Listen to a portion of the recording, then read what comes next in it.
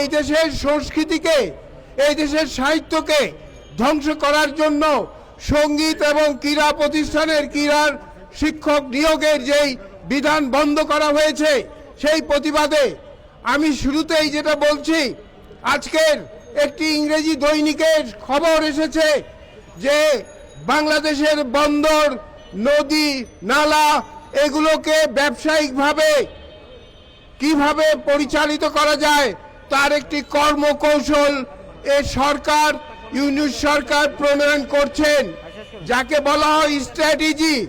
এই স্ট্র্যাটেজি আগামী জানুয়ারি থেকেই কার্যকর হবে।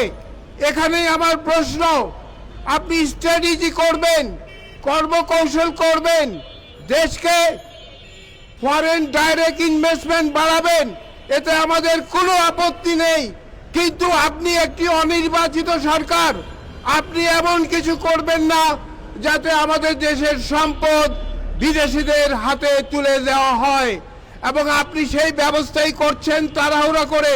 আমি বলবো অবিলম্বে আপনি যদি কর্মকৌশল তৈরি করে যেতে চান, সেই কর্মকৌশল আগামী সরকার যে নির্বাচিত হয়ে আসবে তার জন্য রেখে যান, কিন্তু বাস্তবায়নের অধিকার আমরা আপনাকে দিব না।